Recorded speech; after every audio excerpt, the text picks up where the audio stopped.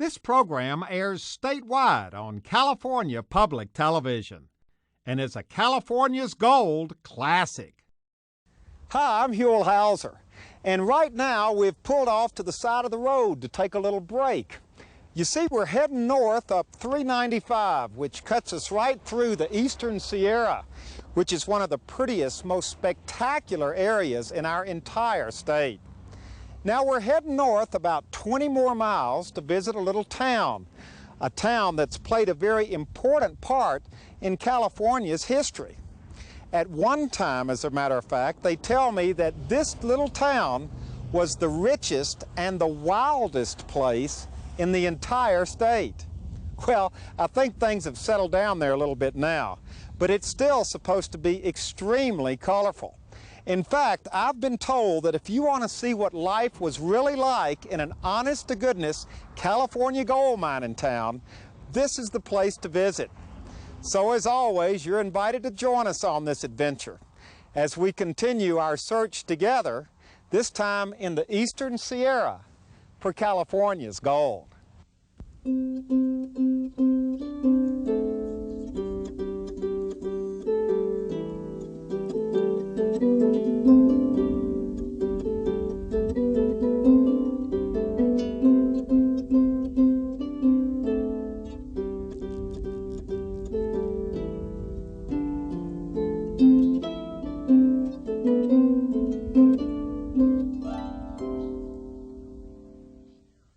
You know, the Eastern Sierra is literally one of the most spectacular scenic areas in California. And this drive up 395 is something. One breathtaking sight after another. And right after you go north through the little town of Lee Vining in Mono County, there's Mono Lake off to the right, one of our state's true treasures.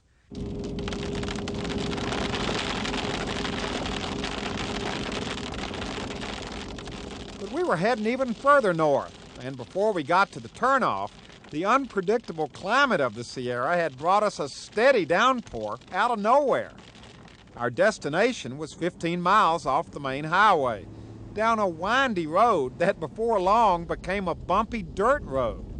We were heading for Bodie, an honest-to-goodness ghost town nestled in the Bodie Hills, over 8,000 feet above sea level. Now, back in the 1880s, this town was bustling. Over 12,000 people came here in search of gold, and they found it too, and lots of it. But as with so many gold rush towns, after the boom came the bust, and the town gradually lost population until the very last hardy souls moved away in the 1940s. In 1962, the state of California acquired the land and the buildings, which became Bodie State Historic Park.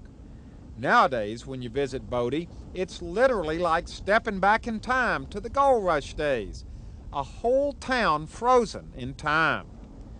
I'd arranged to meet up with a couple of the park rangers and with Arlene Reveal, the Mono County librarian, who knows everything there is to know about this fascinating place called Bodie. This is Green Street in Bodie. It's one of the main streets. There is a main street down here below us. Now here's the church. Right. Was Bodie a religious community? Well, actually not very much. They were here for 3 or 4 years before they had a church at all. And then all of a sudden they built 2 of them. And this is the one remaining of the churches. And why did it take them 2 years to build a church? Well, it took a little time to collect the money to build the churches. And really, there weren't too many people here interested in churches. This was primarily a community of men, and there were very few families. So churches were really not a priority. Saloons were a priority. Are there any saloons around here? They certainly wouldn't have put one right next to the church. No, the saloons are pretty well gone because you see the town burned twice, one in the 1890s, but then in 1932, a young man who's known as Bodie Bill got mad because his mother made him eat Jell-O for lunch, and so he took the matches out behind the house and burned all but about 30 buildings in a community that had once had almost 10,000 people. So really and what we've got several now buildings is a remnant. just a little bit of the Just original. a very little bit of the original Bodie, and very few of the homes, and practically none of the business district because it all burned. Well, now this still all looks pretty original here. This what was is this? original. Now this is, there's a wonderful story connected with this, because this is the livery stable.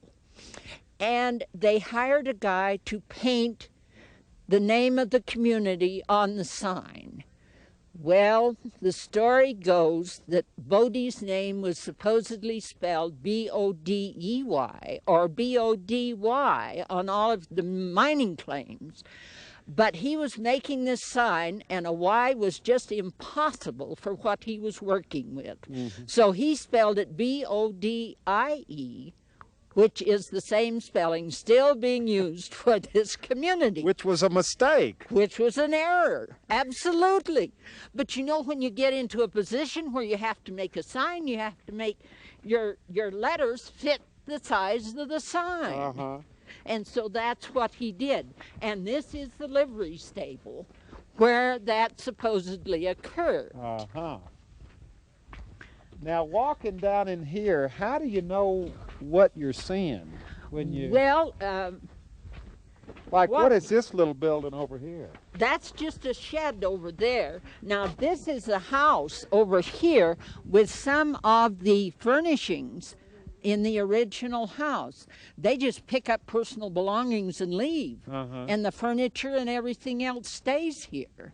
Now, most of the houses are locked, but this one is open so that we can walk into it and see how it was when people actually lived here. Oh, wow, look. And all the old furniture, the old beds, the double bed in the back room is there. There's got a bed in there. Absolutely. Can you see the bed? There we go. Look at that. Isn't that wonderful? Even pictures on the wall are still there. Amazing. This is all the original wallpaper? This is the original wallpaper, the original fireplace. Look at this. Now this is the kitchen. This is the kitchen. And you can see back here where they did the cooking and the washing of the dishes. Look, you can look right on in here. Right. And there's even the dishes on the table. And this is the way that people left communities when they left mining towns. Well, now, why would they leave the dishes on the table? I don't understand that. How are they going to pack them out of here? You mean they left that quickly? Absolutely. They just packed up their personal belongings and they were gone. The problem of getting things from one place to another was terrific. So they left them. Probably they got to another mining town. Somebody else had left a house furniture and they furnished and they just moved in. Could they keep these things warm? Because look, I see just a few little boards up here. This doesn't look very warm to me. Well, of course, you always sat next to the stove. Look how close the table is to the stove. Yeah. And that's where you kept warm, because if you got anywhere near the outside walls, you froze. You also see how quickly something like this could burn up. That's right. And you realize how fast that fire must have gone through here, because everything was burnable, and it did. Now look at this building. Right. This thing is about ready to fall over. I know, and they're trying to keep it from falling over by putting the braces around it What and was that holding building? it up. Well, as I understand, that was an old blacksmith shop. Uh-huh. But it depends on whose story you're listening to. It could be almost anything. any kind of a business What do you mean, store. depending upon whose story you're listening to? Well, you know, they'll tell you a story of almost anything if you listen to them. Well, isn't that part of the... That's part of being in Bodie, because many of these buildings, we do know that the building across the street was the old funeral home and wait a minute. mortuary. See Where is here, right here, Oh, right on the corner? right on the corner. And if you go back and look in the window, you can see the old coffins still in there. Well, now that gets us into the whole idea of gunfighters and crime and all of that in Bodie. Did that Right. really go on like they said it did? Well, there was a very famous statement used in Bodie for many years that said, well, we had how many men for breakfast this morning? Which means how many were shot overnight. And the story is that they always had at least one. Every night. Every night. Now, why was that? Just because it was a Wild West? Well, it was a Wild West town, and everybody fought as a natural thing. It was just one of the things that they did. Mm-hmm. They'd get in an argument. They all wore guns, so they'd shoot somebody. They thought nothing about it. That was all right. Now, this was back in the 1800s. This wasn't 1930, was it? No, this was in the 1800s. Although I agree with you, I think there's perhaps some exaggeration with that. Mm-hmm. But Bodie was known. In fact, I'm wearing a pin of the bad men in Bodie, because that's how Bodie was noted, was the home of the bad men. Mm-hmm. And Did bad men come here to live? oh, of course. Specifically? Well, definitely, because you were in a community of 13,000 people. They were mining gold. Who knows who swiped a little as they left the mine and put it in their pocket? Can you feature a guy not deciding that when the guy got drunk that he could take his gold away from him? Uh-huh. You see, you just have to realize that that's the type of community that it was, with lots of people, and then it had a reputation that it had to live up to.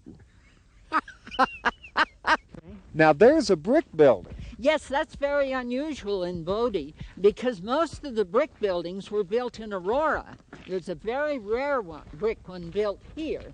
And these were businesses, as you could see. Now you can see where the street came through in the wintertime on these buildings. So the street would be up underneath the windows on the second floor. That's Absolutely. how deep the snow was. That's right. And you notice the covered stairway that goes up. Then you remember they had to dig down in to get to those. But they didn't use those in the winter because they didn't need to. They came out the windows. That is amazing. And these were both businesses, an old hotel and a restaurant here. And you see, all of the rest of the town to the north was burned down. Look at the old wagons and all. Now, this is all authentic, too. Absolutely. Those are all old ore wagons, and they hauled also their equipment up here. You want to realize that Bodie had no way to grow any crops at all. It was too cold up here. It was too cold up here. No vegetable gardens. No vegetable gardens, no fruit trees, no trees. There are no trees. That's right. No, That's what makes it look so stark. That's right, because you're above the tree line here, and so there are none. And they even on the 4th of July cut down and imported aspen trees from other areas so that they could have trees along their street, so they could celebrate 4th of July as they were accustomed to. Now, what do you all, here's a couple with some dogs here. What are you all looking at in the window here? What do you see in there? Well, pretty rundown old shack. Well, now, what did you expect to see when you looked This is in? exactly what I expected to see. Why are you here today? Just because it's raining and we're afraid to go on a hike without the rain. Actually, I was looking for the dishwasher and the trash compactor myself. Do people in Germany have, when you say ghost town in the West, do they have an idea of something kind of like this?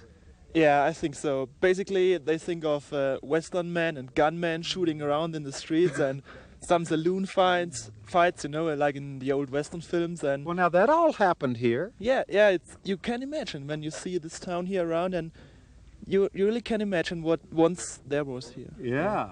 That's why you wanted to be here, right? Sure. You would have been right in the middle of everything. Yeah, let's find some gold here. You excited about it? Certainly, yes. It's amazing the way that many of these houses have been preserved. Such a genuine way, really. Yeah, you don't have anything like this in Scotland, do you? Certainly not. No. Oh, well, we have old buildings, but they're all made to last. I mean, not of wood, you know, they're built of stone, Yeah. the granite stone. Oh, this is super. A lot of people are interested in what's happening with the buildings, what our philosophy is in terms of maintaining the buildings. The philosophy basically is to maintain them in a state of arrested decay. Arrested decay. What does that mean? Well, basically it means with what limited resources you have available, you do what you can to try and keep the old buildings together, but if they ever collapse, you never rebuild them. So all of the buildings are original buildings. And basically with a limited budget, you just have to set priorities and determine each year which buildings are going to get the money that we receive. So how much longer do you think this building can stand in the state of arrested decay it's in? Well, that particular building has had some work done on it. It's been re-roofed in recent years. It probably will last quite a number of years, but there are some others around here that if we have a normal winter, I'm afraid are likely to be gone. Now what was this? Well, this is an outhouse. Outhouse, right. Now it's in a state of arrested decay. Well, How much longer would this stand? I think the decay is overtaking the arrest efforts in this particular building. Who knows? It could last a number of years yet in this condition. The key on most of these buildings is to keep good roofs on them, and as you can see, this roof is pretty much gone. So it's just a matter of time. Look at this. This is part of an old car over here. That's right. Is this part of the... I mean, usually people would take something like this to the junk heap, but you've kept it here. Well, everything. As you wander around town, you'll see remnants of a lot of old cars and old wagons that when they reach a point of no longer being useful or no longer running, they're just parked and left. So you would just leave this here as part of the atmosphere? Oh, yes. We don't move anything. In fact, what you see outside of the buildings and inside of the buildings are basically how the state park found it when the park took it over in 1962. So you wouldn't have cleaned it up? Or, no. I mean, you wouldn't have done anything to Nothing. No, Wow. This is basically how it was found in 1962. Now, this is where it all happened. This is why this town was here. That's correct. That's the standard mill. The original mill was built in that location in 1877. Fire destroyed the original mill in 1899, so that structure is the one that replaced the original mill, built in late 1899. Now, how much gold really came out of Bodie? Well, altogether, they took out approximately $32 million in gold based on the price of gold in 1880.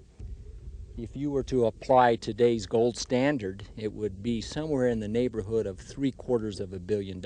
So this was a big strike here. This was considered... Is that what you call it, a strike? Yes, it could be called a strike. It was a considerable strike here. The largest one in the area, next closest would be Virginia City, which definitely produced more ore than Bodie. But for this general area, Bodie was the largest, yes. So on an average day, if we had come here back at the turn of the century, this thing would have been huffing and puffing and making all kind of noise? This would be running 24 hours a day, 6 days a week.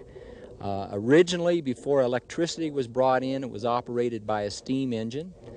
Steam engine produced 125 horsepower, turned a 17,000-pound flywheel, required 20 cords of wood a day to keep the steam engine going. So that place was humming. It was humming. It was making a lot of noise. The stamp mill could be heard 2 and 3 miles up and down canyon. And that was going 24 hours a day, 6 days a week? That's correct. So that's another thing about living in Bodie. You had to put up with the with the sound of the mill going. That's correct, but it's my understanding, having talked to some of the residents that were here many years ago, they said that they got used to it very easily, that the only time that it bothered them is when it would stop, because they knew something was wrong when the mill would shut down. Besides, listening to that gold stamp mill working is kind of like listening to a cash register right. open and close, isn't it? The lifeblood of the community is the gold and silver here. Well, it's raining again, and we're walking in the rain up the hill from Bodie. This is one of the better views of the town, isn't it? It sure is. You get a nice overview of the town from this particular location, and also a real nice overview of the mining activity that took place along the Yeah, you can ridge. see where they've been mining all the way up to the top of it. That's right. But we're not here to look at the panoramic view of Bodie. We're here to visit, I guess, one of the most popular places on the tour, and that's the town cemetery. That's right. Most of the folks that come to Bodie want to know where the cemetery is located so that they can come up and spend some time here. Now, who's buried here? The respectable citizens are buried within the confines of the cemetery. Outside of the cemetery is generally where the gunfighters were buried. So this is all the original stuff. Oh, look, it goes way up there. Right, and the grave on top of the hill is Warren Luce's grave, and it's up there because he was an overseer of Bodie, and he wanted to so remain even after he was buried. Look at this. This one is in a state of arrested decay. Look Well, at this it's thing. more in a state of decay than arrested Don't you think decay. you should do something to this? No, we leave everything as is and let nature take its course. Wow.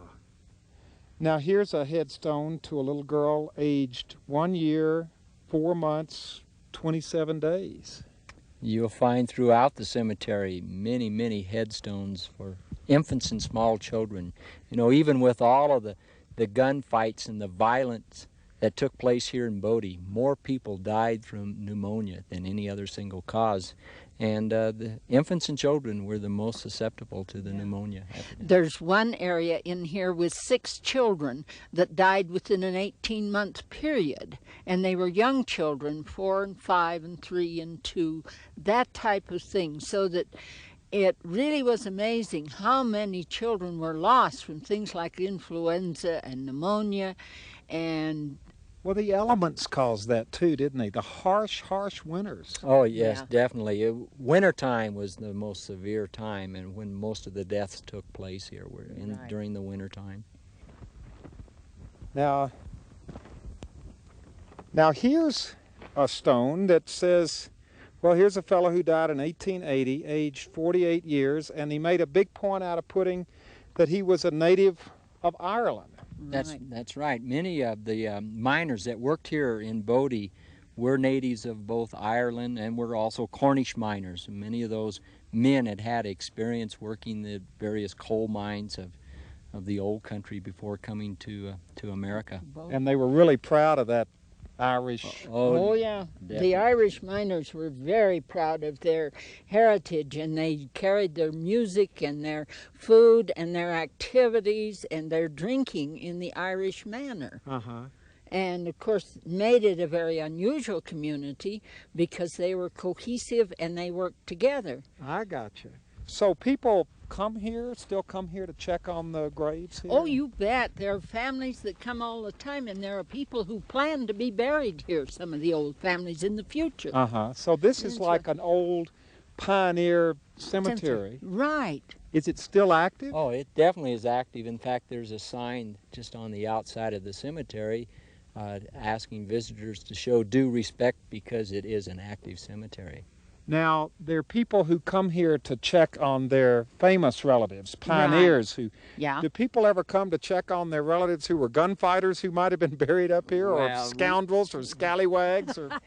Yeah, we do get a few of those. However, we just direct them out to the north end of the cemetery and tell them there are no grave markers out there.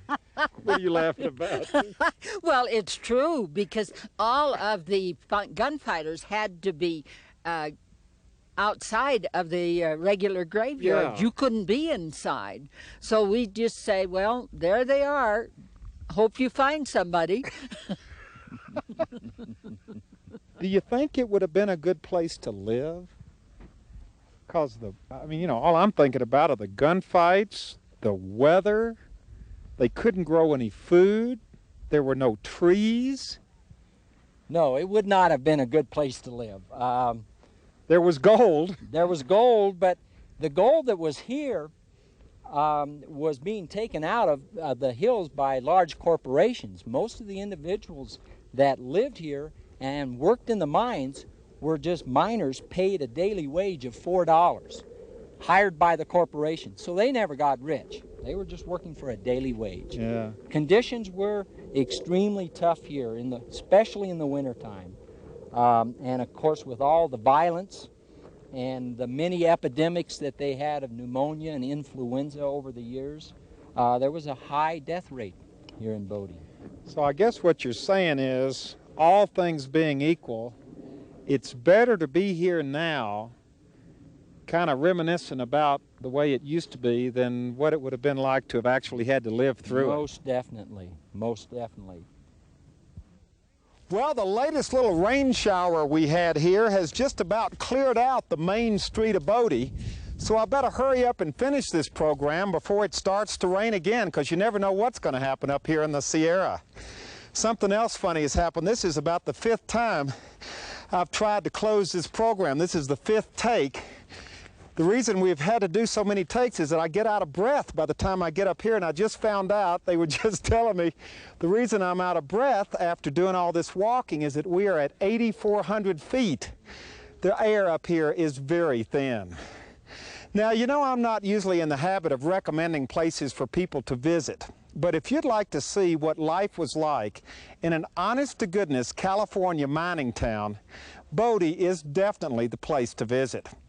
And as we close, I'd like to thank Arlene and all the State Park Rangers for giving us all the VIP tour.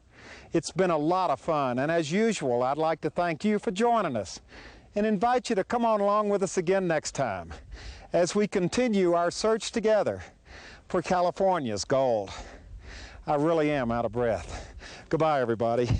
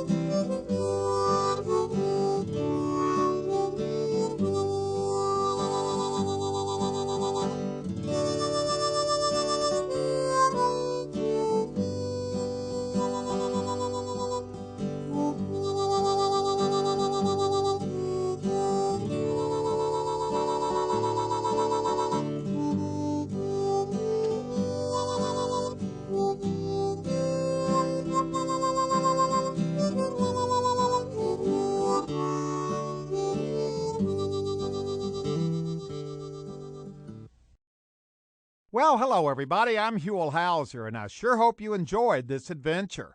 If you'd like to see it again or share it with your family or friends, all you have to do is call 1-800-266-5727, and we'll be glad to send it to you right away.